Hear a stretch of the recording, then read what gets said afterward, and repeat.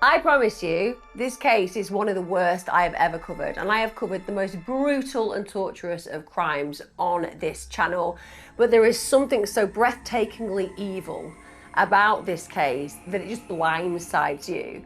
The death of Emmaleigh Grace Barringer is utterly torturous beyond belief, and I have literally no idea how her mother is surviving. I genuinely mean that.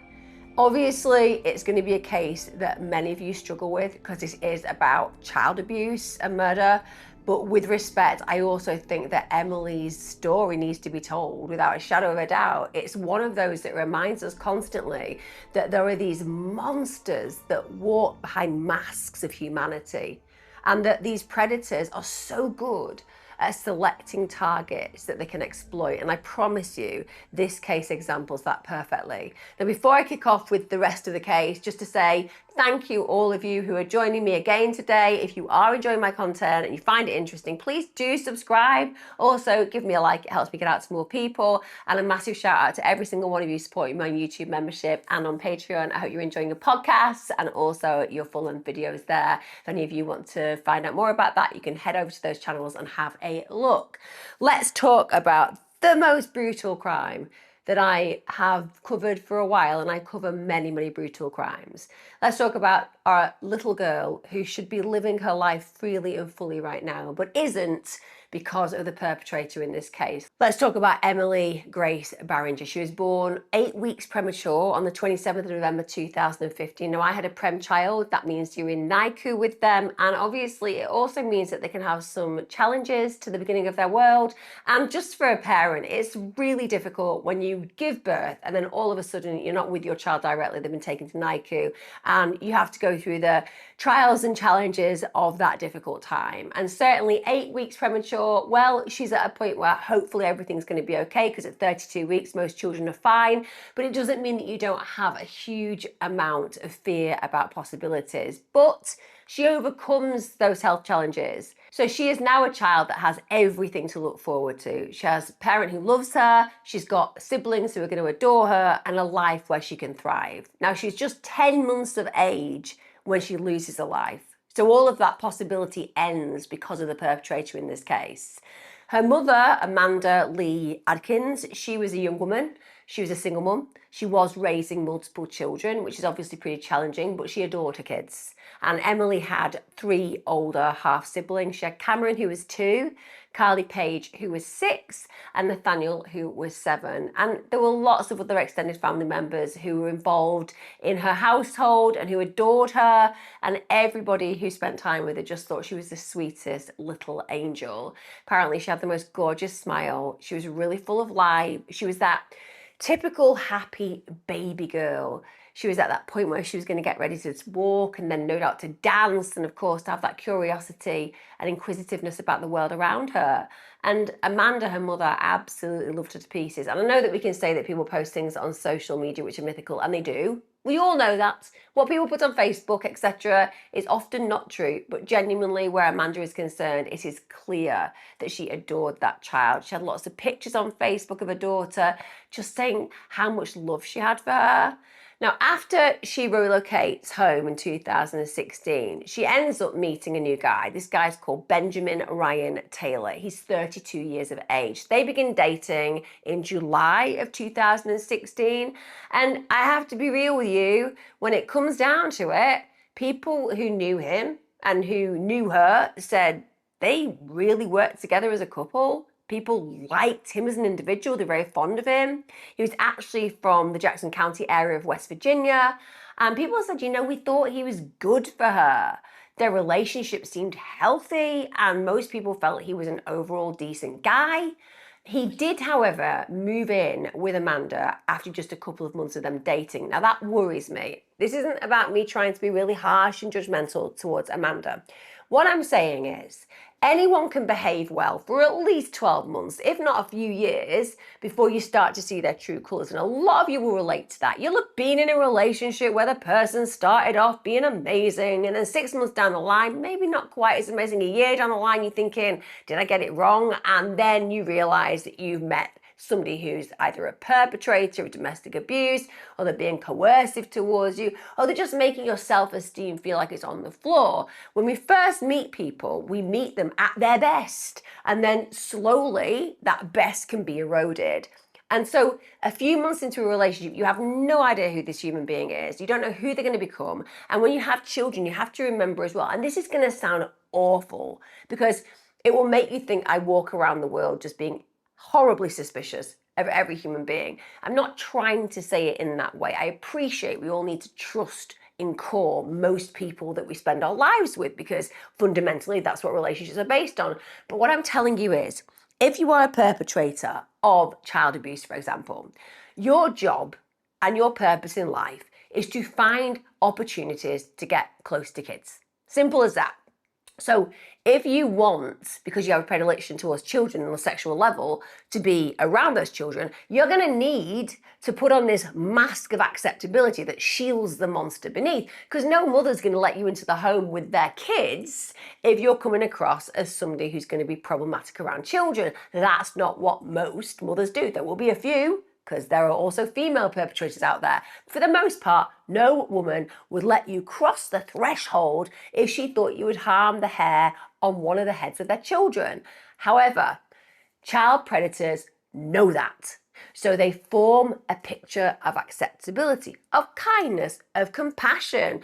They will make a single mother in particular, who maybe is vulnerable economically, feel like all her dreams are going to be answered. And so they fast forward to getting into that place and space by being super perfect. And then of course, once they're in there, they've got their feet under the door, it means that they can then carry out the abuse that they wish to carry out. So a couple of months into a relationship is not really the best amount of time before somebody should move into your house. You should leave it longer, like I said, because of those realities. And it's horrible that you have to think like that, but I'm telling you, you do have to think like that. And bear in mind, Amanda is probably thinking this guy is going to be really good for her kids, a father figure. Maybe he's going to create opportunities that wouldn't be available in the home because economically he's okay. He works as a construction worker for a company named Douglas Builders.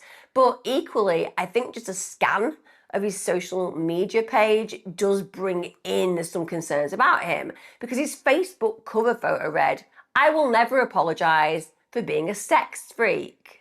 Well, with respect, at the end of this, he's probably going to have to spend the entire rest of his life apologising whilst he's in prison for being that very sex freak. Now, I get it. Some people will say, well, if you look at that, it's probably just banter. Somebody's just having a giggle saying they're a sex freak and they won't apologise for it. But how many people do you know have got those kind of taglines on their profile? It's weird. It's creepy. It says something odd about this character, and I feel it gives you an insight into his lack of boundaries around this area. Now, he does have a 5-year-old son of his own. This is a child obviously he had before he met Amanda, and he does have, what can I describe, a rather lengthy rap sheet when it comes down to prior criminal records. So he's got grand larceny, but with respect, just to head up, there's no documented sexual offences or violence against minors before this actual case. However, in 2003, he was charged for manufacturing a controlled substance. Now, those charges were dismissed. Doesn't mean he didn't do it. The same year, he actually pled guilty for the possession of 15 grams of marijuana and was given a $100 fine. I get it, no biggie. But it just kind of shaped up this lack of willingness to abide by rules and regulations that clearly is within his mindset. He was actually given a misdemeanor charge in 2008 because he was making obscene phone calls and he was threatening someone. Now, again, those charges were dismissed, the larger ones that were within it, because he gave a guilty plea to some lesser charges. He was also given a misdemeanor charge in 2011 for driving without a seatbelt. Again, no biggie, but again, it says that he doesn't like to abide by rules. He then pled no contest to a DUI in 2015. He was fined just over $300 and placed on a 6-month house arrest. Then in 2016, he was given another misdemeanor because he wasn't wearing a seatbelt, despite the fact that had happened to him before. And during that particular stop, it was revealed that he'd been driving with a suspended license, and that was because of unpaid traffic tickets and also an active DUI investigation. I think we're forming a picture, aren't we, here? This is somebody who just doesn't think about the consequences, has poor impulse control, and really doesn't like to abide by rules and regulations that other people set for him.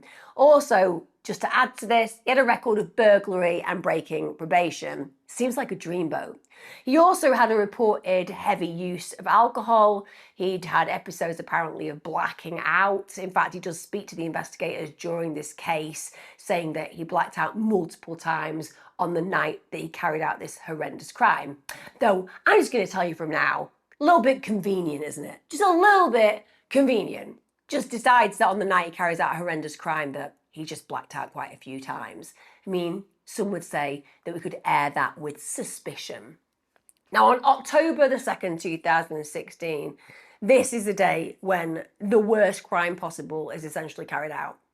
Amanda and Benjamin had spent the day drinking and they'd been smoking marijuana. They actually had visitors over earlier in the evening, but those visitors left after a brief stay. Amanda, who by her own admission had been drinking and smoking weed, probably was knackered by 9 p.m, so she ends up going to bed. She then puts the children to bed, and Emmaleigh was in her crib in a room on the upper floor of the home. So, yes, she's stoned. Yes, she's had a few drinks, but at the end of the day, she's gone about her business as a mother, putting her children to bed, making sure they are safe and secure. Now, Benjamin, he has stayed up because he wants to do some laundry. Also, he wants to drink more beer because he likes his alcohol. Now, you think at that moment in time, put yourself in the position of being stoned and drunk. I'm just going to throw it out there. Not necessarily me thinking, I think I'll just go and do the washing. I mean, genuinely, when you're drunk and you're high, you probably want to make some toast and watch TV. But the idea that you want to do, I don't know, the laundry and the housework just doesn't compute as far as I'm concerned. And I genuinely believe this is because the predator had made a decision about what was going to play out that particular night. And for Amanda, there is absolutely no way on God's earth that she could have envisaged for even a millisecond the horror that she is going to come round to later on. Because in the early hours of October the 3rd, she goes, as you do as a mother, to check on your babies. Bear in mind, Emmaleigh is only 10 months of age. She probably hasn't woken up, and that's unusual as far as the mum is concerned, because we all know when you've got a child of 10 months, they tend to wake up a couple of times. Maybe they're hungry, they cry because they're in the dark. But she realises that she hasn't heard from Emmaleigh, so she wants to make sure that she's okay.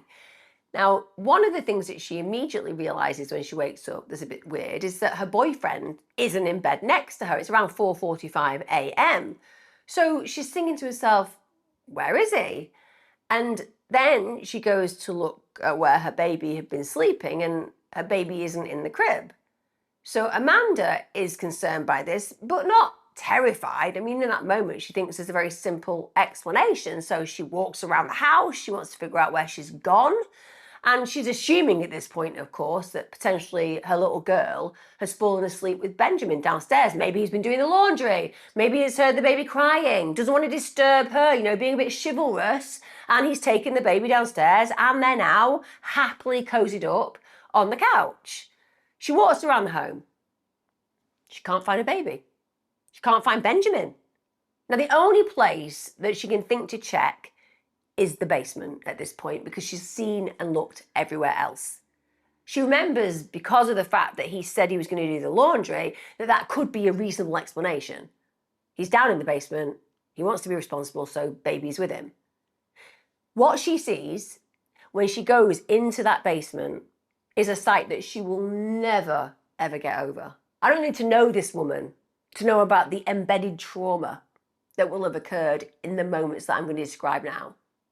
Because she's thinking, Benjamin and my baby, they'll definitely be together. He's going to be looking after her. He's a guy I've invited into my life who I trust. And there's a very simple explanation for this.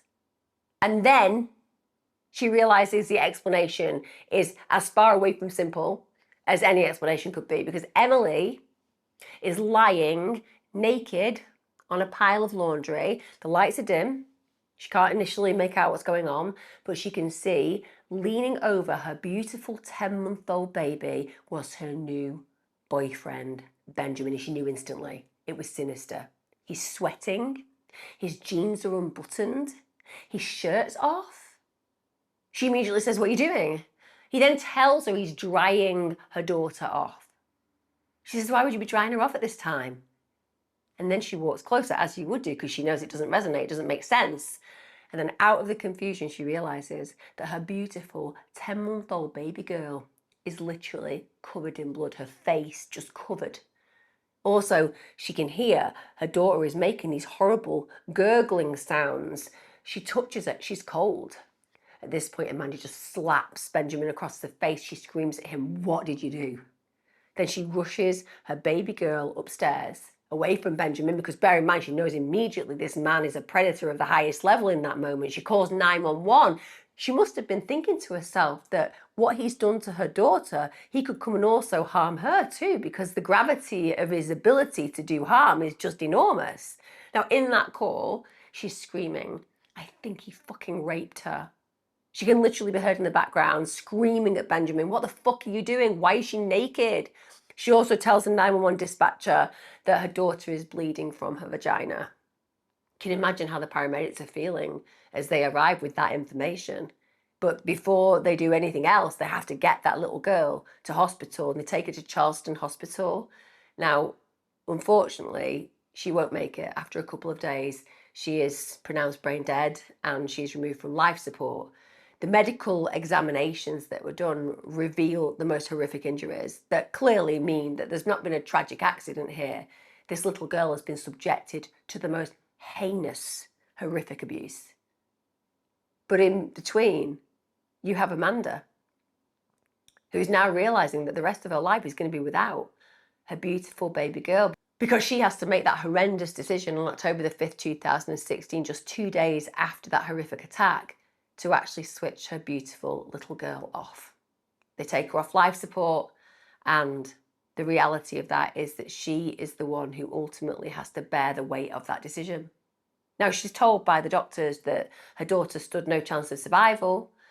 Amanda then said to friends and put it out on social media, "It is with an extremely broken heart to announce that our sweet, innocent baby girl's fight is over. She's succumbed to her injuries. Please continue to pray for our family, for we are completely devastated." The police who came to the scene of that crime found Amanda initially just crying, holding on to a baby daughter who was obviously covered in blood. And at that point, they noted Benjamin Taylor was there. And at this point, they arrested him under charges of child abuse and sexual assault and murder of a child. He's then taken into custody. This is shortly after Emmaleig's been transferred to Charleston Area Medical Center. And before he's arrested, police can tell he's acting in a really weird way. He's trying to wipe something off his groin. Now, I don't know about you, but in a situation like this, I think instantly that screams, I'm a guilty, massive sexual predator. You know, why would you be trying to wipe anything off your groin? If you've got nothing to hide, there's nothing to wipe, right? Now, the reality is what he was trying to do is to remove Emmaleig's blood from his groin. He also lifts his top, where he's got a blood stain on his stomach, and he says, "Look, this is where I picked her up." He's also got blood in his thigh, which is deeply incriminating, because clearly he's picked her up with the stomach, but apparently his groin's going to be clear, but then he's got it on his thigh. So it's clear it's a clean-up opportunity for him, and it's going to go horribly wrong for him, but nonetheless, it shows he recognises his culpability. He knows he's responsible, and he's doing everything in his power to seem less responsible. Now, law enforcement then have to secure the actual crime scene. They then start collecting evidence, and that evidence just reveals the most tragic events that led up to this beautiful little girl's death. So first of all, the blood is everywhere, literally everywhere. It's all over the sheets, it's all over clothing in the basement area, and there's actually blood that's soaked through a rug completely. Now, when they start to question Benjamin Taylor about this, he tells law enforcement that all he remembers is taking the 10-month-old down to the basement. Just doesn't remember anything else. Said that she didn't seem ready to sleep, and then he blacked out, and then he'd lost all his memory of everything else. Says that he remembers laying her down on the carpet, that she's wearing a diaper and a onesie, but then he wakes up in the earlier hours on the basement floor for about 30 to 45 seconds. Then he remembers seeing the child gurgling in front of him, and then he administers CPR. I mean, it's amazing, isn't it? You can remember literally nothing apart from the heroic stepping in of doing CPR. His next memory is when Amanda comes downstairs and he pulls the blanket back at that point, sees blood, and then tells Amanda, "I didn't molest her." Let's just dig into that for a minute. So just put yourself in that position. You've blacked out, you've come round, your girlfriend's child is there gurgling. Apparently you're doing CPR. Then said girlfriend is walking down the stairs and your initial response is to say, "I didn't molest her." Said only a molester.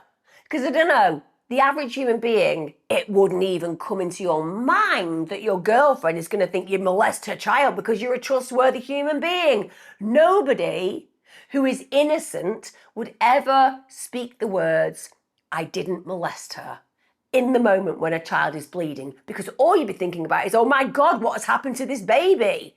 So it's clear from the very get-go that he has done something unspeakable to this little girl. Also, one of the things that the deputies noticed is that when they arrived on the scene, and also when he started being questioned by them, he just seemed really detached. They actually said during his questioning he was calm, and that's completely atypical for this kind of a situation. You would imagine it to be very, very heated, particularly for protesting your innocence.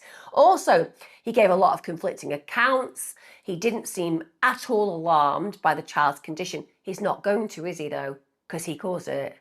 As an adult, when you've caused horrific damage to a child, you know the consequences of those actions. So he's not going to ask because he's going to damn well know it's highly unlikely this little girl has survived. Also, he's doing the classic age-old, "I have no idea how the injuries occurred. I can remember that I did all the heroic things like CPR, and I can remember she was in a onesie, but I can't remember any of the brutality that followed because, it wasn't me." That's basically what he's trying to push in this scenario. He just tells detectives how he's blacked out multiple times in the past, but also on this particular occasion, when he really needs his memory to kick in because a child has died. Apparently, it was multiple times on that night that he blacked out. Also, he can't evidence that it's ever been a problem in his life because he's never sought medical attention for it, ever, but people have just got to take him at his word. He also says that he's no memory of trying to wash blood down the sink, because as they look forensically at the crime scene, it's clear that blood has gone down the actual sink. So he's been trying to wash himself, which means he knows he's guilty. It means he knows what he's done is wrong, and he's desperately trying to hide the evidence. So this is a perpetrator who recognizes the consequences of his actions. And yes, it wasn't enough to stop him taking part in those actions, but now he's trying to hide the fact that he's been involved, meaning he knew exactly what he was doing and exactly what the repercussions would be should he be caught. Now, he does admit, and he later tests positive to drinking alcohol and smoking weed. We know that anyway because Amanda tells the police that. And he also said that on the evening when the crime played out, he consumed 8 bottles of beer between 2 p.m. and midnight. I'm sorry, between 2 p.m. and midnight, you're not going to be inebriated to a point where you're blacking out. It's as simple as that. He said he'd had about an hour or so since 2 p.m. That is not enough to make you black out drunk. Also, the police said he didn't come across as inebriated at all. He also said that he did go outside a couple of times on the evening, he smoked weed, and he also said he used the basement door to go in and out of the house. Now, like I said, the officers really don't feel this is truthful. He's very able to answer questions and also to provide answers, albeit the answers are, "Well, I have no idea, I just know I didn't do it." Now, when it came down to the autopsy of Emmaleigh, it's horrific. Just strap in. It really is horrific. I don't know how else to warn you about what I'm going to speak of now. And I have a baby girl who is 1 month old, and I have a 2-year-old girl. And I don't want to even tell you the things I've imagined doing to this guy because of what he does to this little girl. I mean it. I literally want to do unspeakable things to this excuse of a human. I really do. There is not enough punishment in this world that I could actually impart towards this individual because he is deserving of just brutality forever as far as I'm concerned. That autopsy showed that she had multiple injuries consistent with being vaginally penetrated multiple times by an adult male. A 10-month-old baby girl, think about the damage. Think about a male sexually penetrating her multiple times, and the trauma that's going to create internally. Then there's blunt force trauma to her head, fractures to her skull. That was actually her official cause of death. She had brain hemorrhaging. She had blunt force trauma to the chest, to the neck, to the abdomen, to the buttocks, to the pelvis, and her extremities. She had deep scalp hemorrhages. And those deep scalp hemorrhages, that suggests she's been forcefully thrown against the ground or slammed against an object. Let that sink in. If the sexual brutality, perversion, and deviance is not difficult enough to get our heads around, this man either threw her against the ground or slammed her against an object. Also, there was evidence of smothering. There were marks consistent with her large male body applying pressure on her torso, her face, and her neck while she was placed in the missionary position. She had a perineal tear, which is a laceration or a tear of the perineum. So that's the area of skin and tissue between the vaginal opening and the anus. Usually you'll know that particular term through childbirth. That can happen. She also had an anal tear. And they actually said that those injuries were likely caused hours before she was found by her mother. So this abuse went on for hours. It is absolutely horrifying to imagine the agony that child endured. Now, when it came down to him being interviewed, he was then charged and he was held without bond in South Central Regional Jail in Charleston, rightfully so. Benjamin Taylor should not walk the streets ever again, obviously, but he's certainly one of those individuals we know doesn't follow protocol when it comes down to rules and regulations. He's violated probation. So even if he were allowed to be set free until his trial, the reality is he's probably going to be a flight risk. And also with these kind of serious charges, it means he's a risk to any other child around him. Now, the charges initially are first-degree sexual assault, but he's then charged 2 days after with first-degree murder because, unfortunately, as we know, Emmaleigh died. And he was officially indicted for the charges on the 26th of October 2016. By the 10th of December, the judge had found probable cause for first-degree murder and first-degree sexual assault, and rightly so, goes without saying. Now, on December the 5th, 2016, an interesting petition was made. I would have signed it. I would imagine that when I tell you what it was for, you guys would sign it. Because this petition was demanding for Benjamin Taylor to be publicly hanged.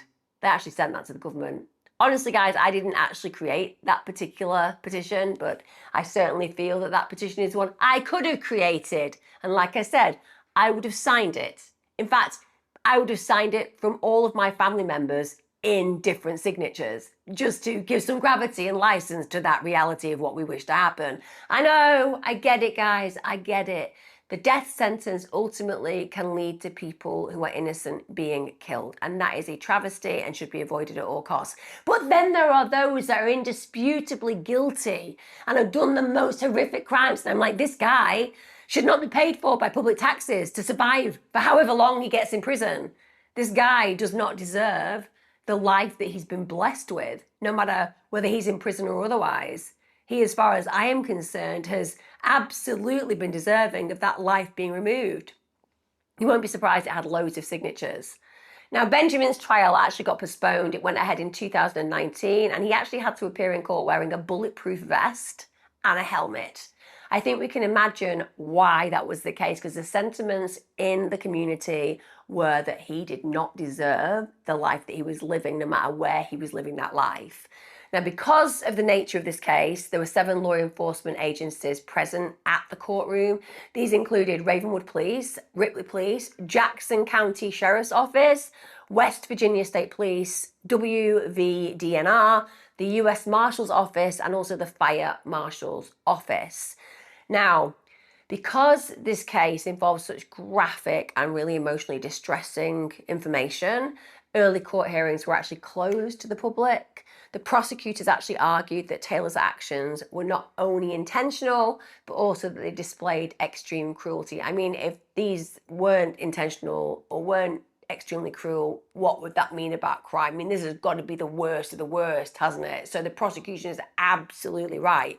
There was a level of premeditation without a doubt as far as I'm concerned in this crime. I definitely think he was harboring these malevolent and deviant interests in children, and he probably had acted out in other circumstances. But there was something about this particular evening where every desire, every depraved fantasy just bubbled over, and he gave himself a permission base to carry out the most horrific crime. So without a doubt, extremely cruel. Remember, he probably slammed her on the floor or against a wall. He raped her repeatedly, and he did this all the while knowing the kind of damage that that would actually create for a 10-month-old baby. So cruel beyond measure.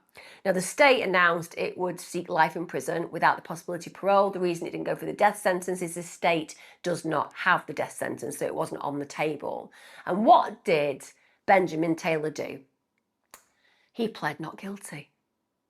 He literally pled not guilty. And it is laughable, but in the most grotesque of ways, because we're talking about a 10-month-old baby being raped and murdered. And this guy thinks there's a possible chance he's going to walk. What planet is he on? That's what we have to ask ourselves. Well, planet, I've done nothing wrong. Planet, my boundaries show that I can live like this, act like this, kill like this, get away with it like this, and just carry on my merry way because I don't have any morals or ethics about my body. Because the truth is that child abusers, they genuinely feel they have a right to do what they do. Child sexual abuse perpetrators believe that their inclinations are normal, and therefore they don't operate in the line of conscience that you or I do. So for him, why should he go to prison? At the end of the day, he just killed a child after molesting her horrifically. Hey, no big deal. Now, his defense attorney did what we'd expect them to do. They requested psychiatric evaluations because they wanted to see if there was anything going on, at a deeper level that could have led to these actions. And I think we can all agree there is. He's a massive narcissistic psychopath. But aside from that, they also wanted to see whether there was any mental health issues, as if that would contribute to killing a baby. But what they were trying to argue was that Benjamin Taylor, I kid you not, guys, was under emotional stress. Yes, emotional stress. That's the bar for murdering a baby after doing unspeakable sexual things to them. Emotional stress. If that were the bar for killing people, no one would be alive. No one. My entire family would have been massacred by me. Because you know what? We all go through a bit of emotional stress, don't we? Happens to me on a regular basis. Got lots of kids, lots of responsibilities. There are moments where I'm a little bit on the stress side. I don't kill my kids because of that. And I don't kill other people's kids because of that. And I'm not sure where the defence was going, but I'm imagining they're thinking to themselves, we literally have no defence. There's no defence. I mean, the guy went not guilty. It was left field. We didn't think he was going to think that that was a possibility. And now we're left to defend him. That's why we're public defenders. And so we've got nothing to actually defend. We'll just go for the, well, he was stressed card. I can only imagine that was why. Although you'll shortly hear they do something else that defies logic and reason too. Now, the court appointed mental health professionals to also interview this particular perpetrator, and they unfortunately for the defence said, yeah, he's okay, he's fine, he's fit to stand trial. Now, one of the most impactful testimonies during that trial came from Amanda, the mother in this case. She actually described the morning that she discovered her beautiful little girl lying completely unresponsive in the basement with that adult male over her. Amanda talked about the 911 call, just trying desperately to keep Emmaleigh conscious as the paramedics were en route, just trying to save her daughter's life. She also testified about Benjamin Taylor's behaviour that morning. She said that he lacked urgency and he was just really emotionally detached. She said in court, he said he didn't know what happened, but she was in his care.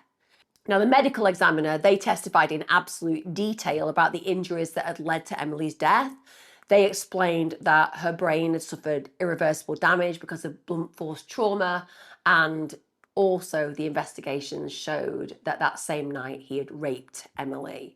Now, bear in mind, they also were able to digitally analyse his data, and they found that he'd been watching pornography at around 2:15 a.m. He was also listening to music on his phone, so he was gearing himself up for this.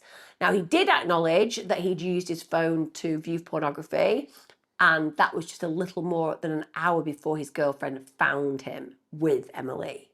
Now, further phone evidence, it showed that while investigators were actually at his apartment, this is before his arrest, his brother had texted him to actually ask what had happened.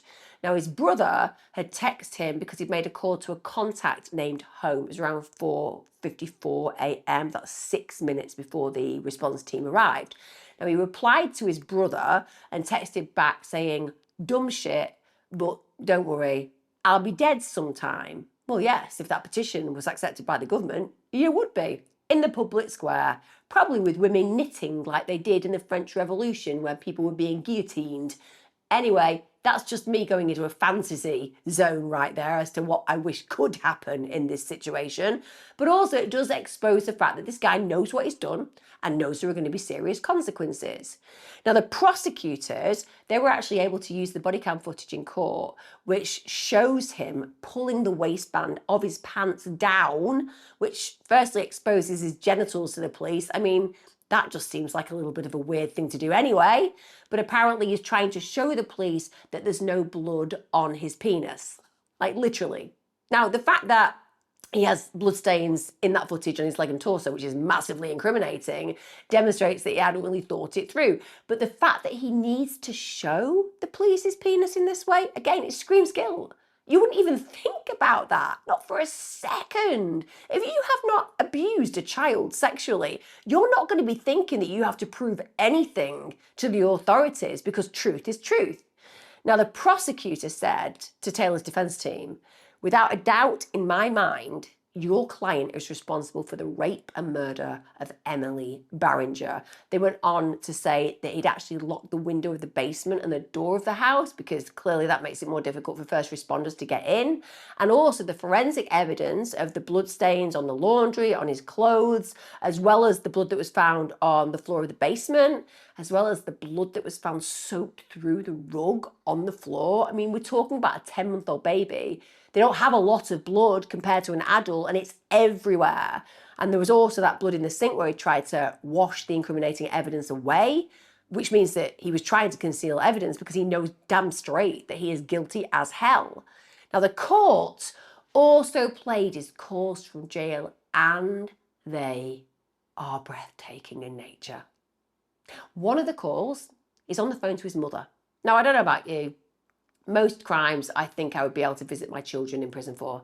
Even if they were serving a full life tariff, I would usually be the person who would see that I could go and be with my child because I love them in spite of their actions. I have to say, child rape and murder, I ain't seeing you again, kid. You ain't somebody I want to be involved with. I don't care how much I've loved you in the past, you've become a monster. So I would not be calling you, you would not be calling me, you would be dead to me. Out of respect for the baby or the child that you'd harmed. Now, on one of these calls, he's speaking to his mother and he says, I'm so sorry, I didn't molest that child. I did do something bad, but I didn't molest her. I'm not afraid to take my punishment for what I've done, but what I've been charged with isn't what I should be charged with. Bizarre? Because the reality is, again, methinks he doth protest too much. And he does. Why is he bothered about the molestation part? You know, he's clearly murdered the baby. He's not saying he didn't do that. But the molesting part, well, let's be clear. When you're in prison, it ain't going to look good for you if you're going to prison for raping and murdering a baby. I mean, when we talk about lowest of the low, he's literally below all of that. In fact, he's just about 10 feet away from hell, where he'll be spending eternity after he dies. And dying, well, it might come a bit more quickly in a prison surrounded by big beefy guys who don't like child killers and rapists. So not being known for molestation is important for him because firstly, he obviously feels that that's really bad and that people think it's really bad, and they do, which also psychologically means he fully understands that what he was doing was absolutely wrong because he recognizes that morality that most of us have. And also the fact that he's telling his mother this and that she's hearing it and not responding with some kind of retaliation where she tells him that he's got to take accountability because he's a complete wrong-un. And that makes me think, how to raise a narcissist. They then play another call with him and his mother. Again, he shows no remorse whatsoever, but I have deep concerns about his mother as well.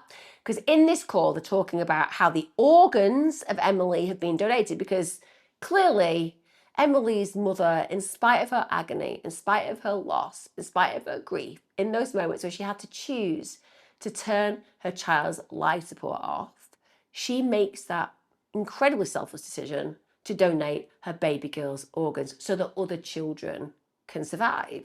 Now, his mother says, again, wait for it, I'm glad something good will come of this. Oh, are you? Yes, I'm glad that something good will come of this. What good? Some other children will live because Emmaleigh has died.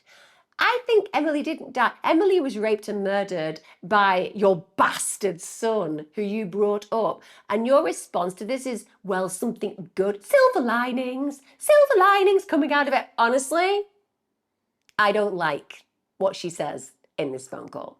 There's nothing good coming out of this. I appreciate that hopefully other children will have better lives because of Emmaleig's killing. But can we not say good? This is horrendous. It's the worst of the worst. And the idea that anyone can find a silver lining in that moment is bizarre. Benjamin then responds to his mother, the reason why I think that's a good thing is because they don't have much evidence. Can somebody please go in to the jail where he is with, I don't know, a human-sized liquidizer, ask him to get in, and then wait for me to come and turn on the button? Seriously? What is going on with this man that he feels that the organs that they've donated, they're going to prevent him potentially from being in court and being found guilty because, you know, they don't have much evidence. Now, I think you'll find they have so much evidence and the internal organs are not required for that. Now, bear in mind, in court, they bring in the forensic scientists who cover the case and they bring in the pictures that show little Emmaleig's diaper that's got blood in.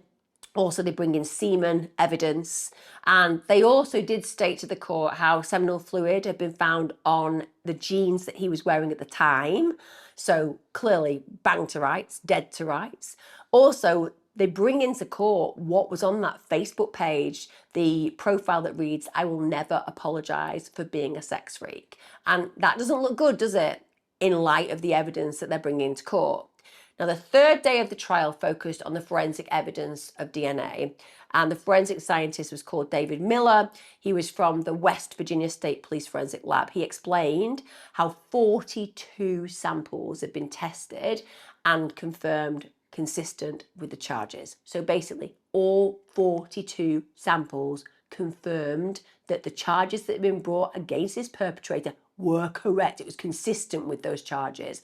Now, he went on to say that typically in a homicide case, only 8 swabs would be needed, but obviously there was so much evidence they gathered from that scene, all were brought into court. They also said that they concluded that the seminal evidence found in the diaper suggested before he'd actually raped Emmaleigh, he'd been masturbating while changing her diaper. Could you be any more of a predator of the highest level? Now, his defense, and again, if you're not sitting down, guys, just sit down because you're going to need to when I tell you what his defense were again. Now, I get it. I'm going to say it again. I get it. There isn't a defense here. There's no defense here. They're just clutching at straws. And those straws are very short straws that are very hard to clutch because even with the straw, it's impossible to grab onto them because there's nothing there. But his defense basically argues that because the levels of male DNA found inside Emmaleig's vagina after rape tests were done, so this is after arriving at hospital and after her death, was so low, it made the results inconclusive. Let that sink in. If you were standing up, you will need to sit down now and take a breath. Yeah, so the seminal fluid in her vagina, it was low. So when it came down to the DNA inside, they couldn't quite match it in the way they could consistently match all the other DNA. So they're basically saying, well, those results are inconclusive. So what we're saying is it wasn't our client who raped this child. Now, bear in mind, the reason those results were inconclusive, as in the vaginal results, was because of the amount of blood that that little girl lost. It basically tainted the DNA evidence. So they're arguing there was no way to confirm whether the semen evidence was actually from Benjamin Taylor. So they, and again, just grip onto your seats, clench your teeth, do anything that's going to help you deal with this frustrating fact. They tried to claim that the DNA could have been from someone else. Just think about that. So he's there, he's done horrible, unspeakable things to this kid without a doubt, but apparently the actual rape, no, that was somebody else. Could have been anybody. Could have been anybody in a locked house where only he was there. That's what the defence are trying to argue. I mean, I appreciate the job of the defence is to create reasonable doubt, and the jury goes, oh, that's a little bit dodgy because, you know, there's a little bit of doubt there, so we should go not guilty. But all this is doing is confirming to anybody who hears the information that he is 100,000 million billion% culpable, because they're trying to create defences that make no sense and that actually make him look even worse to some degree. Now, even though the defence are claiming it could be from someone else, yeah, it doesn't hit with the forensic analyst. So what they do is they amplify the 10 results at 9 locations. Then they do a second amplification, which shows 3 negative results. But however, in spite of this, when the state did their forensic testing, the forensic analyst concluded that the results were not reliable that the defence brought in, and that Mr. Taylor could not be excluded as a DNA contributor to the vaginal swab sample. Although there was no doubt his DNA was everywhere else, and his semen was in other places, but this idea that somebody else had crept in and done unspeakable things to this child as well, and therefore they were responsible for the rape element, is just insane. Absolutely insane. Also, the defence is saying, well, basically, you can't say that our client is responsible because no one actually saw him commit the crime, as if that's how it works. As if you're not here to watch me do this, it didn't really happen. It's bizarre. But they're talking about that, along with the emotional duress that he's apparently suffered. They also raised the factor that there had been other people present in the home that night. So then they're now suggesting that the injuries leading to her death could have come from someone else. I mean, somebody visited for a brief period, so hey, wasn't it they who did it? Even though we know the mother put this child to bed safely. So again, makes no sense. I promise you, I could have run a better defence than this by just being silent in court and shaking my head and pointing at the guy. Anyway, they also present a witness who stated seeing another man who they identified as MS around the area of the home, apparently 1 or 2 hours prior to the discovery of Emmaleigh. But the girlfriend of MS said, no, he was in bed with me until 5:25 a.m. That's over half an hour after the discovery of the attack. So let's just blame somebody. MS, let's blame MS. MS was in bed. Just let's blame him. Was MS stressed? We can throw that in as well. Honestly, just makes no sense whatsoever. Then another witness testified that Amanda had told her that another male neighbour had been inside the home, and she believes the possibility that they could have been in the basement with him any time after 9:30 p.m. But the court agreed this witness's statement was too probative and too speculative to establish a direct link between MS or anyone other than Benjamin Taylor to commit the crime. Now, Benjamin's family and friends, they also testified to defend him. No one knows why. No one knows why. Benjamin's friends and family should rethink their position, particularly his mother, just throwing it out there. But Benjamin Taylor's brother, Zachary Taylor, he said Benjamin was a good influence on his sons. Just a good influence. Was he, Zachary?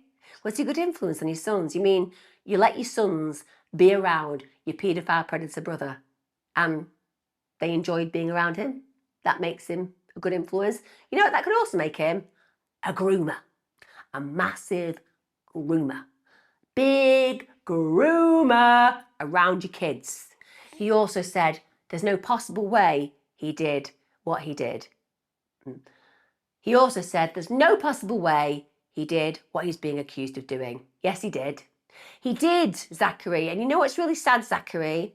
The fact that you've been groomed too. Because this guy isn't just capable of messing with your own children. He's capable of murdering them. He murdered his partner's child.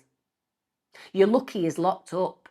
Because believe me, you should start checking in with your kids around what he did when he was around them and whether he was ever alone with them. Believe me, predators are predators all the time. Taylor's father, David Taylor, he told the jury on the Monday in court that he was really proud of Benjamin Taylor as a father to his son. He said Benjamin Taylor has never been violent, never been aggressive, never been sexually inappropriate. Absolute BS, mate. Honestly. Got the same initials as my father, Donald Taylor. You're a disgrace to the Taylor name. The idea that your son historically has never been the things you've said he hasn't been makes no sense. He's a child rapist and murderer. Of course he's done things in the past. He's got a rap sheet the size of 15 of my arms. The reality is he doesn't stick to rules and regulations. He doesn't care about the law. He violates whatever he wants, including babies. The fact that you didn't know your son, yeah, every parent of every predator always feels that somehow there's been some miscarriage of justice. It couldn't possibly be real that their child is capable of this. Well, he is, he has been, and it's played out in the most horrific of ways. And you not accepting that, well, that's deeply problematic. You want to create a narcissist? Never make them responsible for any of their horrendous actions. Now, the girlfriend of Taylor's brother, she said, he was there for me through my pregnancy. I bet he was. Another baby on the way, hey? Another opportunity in the future. Apparently her boyfriend at the time was dealing with medical issues, but she said that Taylor had been a positive influence in her son's life and had never seen him be violent to another person or overtly sexual. Cut back to the Facebook profile tag. Just a sexual freak that he'll never apologise for being, but hey, nothing to see here. Also, they did note that he did have a few issues. His mother recalled that he'd had 3 episodes in the past due to drug or alcohol use as an adult where he would just lay there. Really? I mean, with respect, that's quite contextual. You know, you're a bit high, you're stoned, you're drunk. You do just want to lie there. You want to lie there until the hangover passes, for example. You want to lie there for as long as you're inebriated, you know, because that's what happens when you get drunk. She also told the jury on the 3rd of October 2016 that she actually got a call from Benjamin. He said, "Mom, I love you," then hung up. Benjamin's mother said she knows her son did not do what he was accused of. Well, just like you had that little silver lining when poor Emmaleig's organs were harvested and given to other children, you thought that was a good thing. We think it's a good thing that we all know your son's guilty as hell. Silver linings right there. Now, one of Amanda's neighbours came in and gave testimony in court about how she had never ever heard that little baby girl cry, but the night that she was murdered, she heard her screaming and crying. So again, bound to rights. Doesn't matter what the defence create. Bring in 100 character witnesses. We don't care. Jeffrey Dahmer, he'd have had character witnesses. BTK, he'd have had character witnesses. Everybody knows an idiot, don't they? Everybody has somebody that can be trundled into court and go, they're a very nice person. Well, I mean, he ate the person's face. I'm just saying, if you discount the fact he ate that person's face, he's a very nice person. You get them. Drives you mad, but they exist. Now, when it came down to the judge who presided over this case, she took no prisoners, and rightfully so. So Judge Laura Dyer, she called this case the crime that was one of the most heinous the court had ever encountered. She also, very fortunately, rejected any requests for leniency. She said, Benjamin Taylor has shown no remorse and posed a continued threat to society. On the 19th of March 2019, Jackson County convicted Benjamin Taylor of all charges. Family members and community members filled the courtroom. A lot of people were wearing pink in Emmaleig's memory. It took the jury just 2 hours in the afternoon to find him guilty on all rape and murder charges. In my head, those 2 hours, they were just given afternoon tea, just in a nice little area, because it all decided weeks before that this was, without a shadow of a doubt, a guilty verdict on every single level.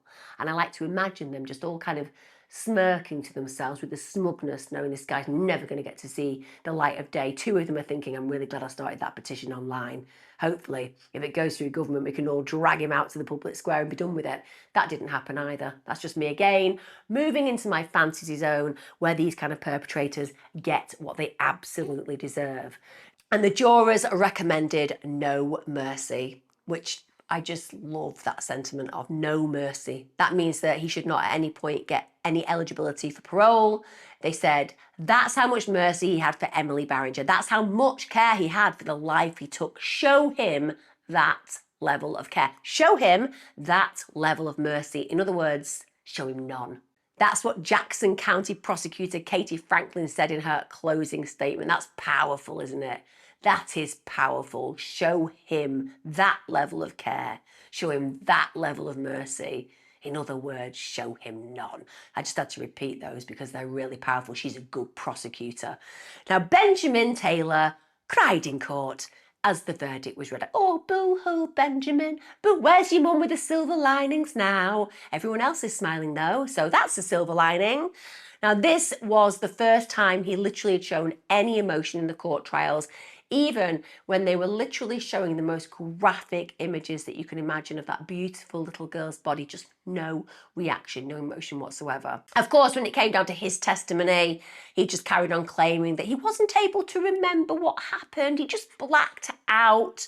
The prosecutor, of course, had described that as a convenient explanation, and he did indeed, when it came down to the sentence, receive a life in prison without the possibility of being eligible for parole. So he was found guilty of first-degree murder and given the strongest sentence. And also, that wasn't enough. The judge was like, and just in case things change, you can have an extra 20 years for the death of a child by child abuse and sexual abuse. And even though the death penalty isn't legal in that state, I have no doubt whatsoever if that judge could have passed the death penalty, well, he would be going to that death sentence forthwith. Now, the prosecutor actually held up a photo of Emmaleigh during the court case and said, this baby will never get to take her first steps, never say her first words. That future was stolen from her, and it was stolen by the one person who was supposed to protect her that morning. The prosecutor went on to say that Taylor's actions had shown a complete disregard for human life, going on to emphasise just the vulnerability of the victim, noting that Emmaleigh had been a helpless infant, unable to cry out, unable to run away, unable to defend herself. They said the defendant robbed this child of everything. He silenced her forever, and now the law must speak on her behalf. Now, in April 2017, they actually made changes to the law, which is now known as Emmaleig's Law. So this basically brings even harsher sentences for anyone causing death to a child through child abuse, and rightly so. There isn't a sentence big enough, strong enough, long enough. It's as simple as that. There isn't a punishment hard enough. I genuinely mean that. Now, you won't be surprised to know that Benjamin Taylor was like, well, I'm not really happy with that result. So he did what so many of these reprehensible monsters do. He filed appeals to the courts. So what Taylor's defense were trying to do is to exploit a procedural error. So his appeal basically focused on procedural issues, so involving suppression of evidence rather than the evidence of his guilt. So this appeal highlighted how they denied his appeal for a change of courtroom. The story was well known in the community. He said it would be difficult for him to have a fair trial. Well, it would be difficult for you to have a fair trial because what you did was grossly unfair and everyone knew you were guilty as hell. I don't think it would have mattered where you had a jury. Everyone's going to hear the information led by the prosecution and you're going down. But the court found that as far as they were concerned, there was no bias and that they did a good job of limiting media coverage. They also said that apparently suppressed information had taken place, so witness statements weren't brought forward, and the fact that other people had been in the home in the same evening. So they said that really that should have been explored more because they could have had an alternative suspect. The court said, listen, those statements are probative and speculative. They actually don't establish any other suspect than who was the actual correct suspect, Benjamin Taylor. And then they also wanted it to be looked at again around the DNA evidence, which was apparently inconclusive. But we already know that the forensic analyst and expert said, no, it was conclusive. It absolutely was conclusive. And there was a whole plethora of other conclusive DNA evidence linking him to the crime. And also, he was the only one there, and he was discovered during the act by the mother of the baby. Now, in August 2023, the Supreme Court issued a decision. I genuinely would just like them to have sent a card saying, fuck you, on it. Sorry, guys, I know swearing is beneath me, but you know what I mean. That's what I genuinely feel should have been sent to this individual. Just a massive fuck you. You're staying in prison for the rest of your natural. And by the way, when you take your last breath, we've actually managed to get organised with the DEVIL himself, and he is coming personally for you. So get ready to burn. Now, when it came down to the appeal, the court found no abuse of discretion in how the pre-trial matters were handled, so they upheld Taylor's conviction and sentence. Like I said, they didn't send him a fuck you. They just did it more professionally and let him know that his appeal would not be heard. Now, when it came down to that gorgeous little girl, Emmaleigh, a girl who was so loved, so cared for, so absolutely profoundly important in her family's life, it's left a gaping wound. After she died, Amanda said she hardly even cried. Just to look at you, those beautiful bright eyes showed me what love is. Even the toughest day would turn around from that beautiful light that shined from you. Emileigh's funeral was held on October the 16th. The service was private. It was attended by close family and friends. There was a small white casket with pink ribbons. Emmaleigh was laid to rest in a dress that she'd worn for her first and only professional photograph, which is devastating. And a photo of her smiling was placed beside the casket. Her obituary described her as a happy, curious baby who loved music, bath time and cuddles. Family members talked about how she just learned how to wave goodbye. She had a habit of giggling when her toes were tickled. They said, though her time with us was short, Emmaleigh filled every room with light. Her smile, her laugh, her innocence. These are things we will carry with us forever. Her auntie said, she's our angel. I still want to wake up from this nightmare and see her beautiful face and smile again. The neighbours, those lovely neighbours, actually organised a candlelit vigil near Emmaleig's home, and there were pink balloons. That was the colour associated with Emmaleig's baby clothes and toys. They were all released into the sky. The Jackson County Courthouse lawn was literally covered in stuffed animals, in baby blankets, in handwritten notes as well. Just people just coming together in the collective grief for this beautiful little girl. And many people, many who'd never ever met the family, actually stopped to leave flowers or light a candle to just acknowledge the fact that that beautiful little baby meant something to the world. Obviously, by far the most to her family, but nonetheless to the world, because her story has become synonymous with evil and tragedy and brutality. And there's something about remembering the actual victim that brings meaning, because we remember the names of people like Benjamin Taylor, and I want to forget his name, but they just stain our conscience, don't they? So to basically create an antidote to that, when strangers stop by, light candles, leave toys, remember that beautiful Emmaleig's name instead. I think that that's so unbelievably important, not just to the family, but to the world as a whole, because she's the only person that matters in what I've talked about today. Also, churches opened their doors for special services. Obviously, they offered prayers for Emmaleigh, but also for Amanda, for the family members who've been left behind in this horrific way. I don't know how Amanda is coping. I don't know. I can't even begin to envisage how you survive that kind of horror. She walked in on it. She saw her beautiful baby girl bleeding. She felt her cold to the touch. And she saw the man that she invited into her home, into her heart, doing those unspeakable things to a child that she adored. How do you survive? And I say that as a question, because ultimately, I don't have the answer. I don't think I could. I'd love to know your feelings in this case. I think every single one of you will appreciate that petition that was put together. I think when we consider these kind of perpetrators in our midst, we don't want them in our midst at all, anywhere on this planet. They are so depraved, they are so deviant, they're so disgusting, they're so disgraceful. They should not be. It is horrific to imagine what that little baby girl endured in her final moments, bleeding out, tortured, terrified, just wanting her mummy who loved her. Rot in hell, Benjamin Taylor. And believe me, you're going to have an eternity of that. Take care, guys. As you know, leave your comments. I read them all, and it's really important for me to do so. I'd love to know your thoughts.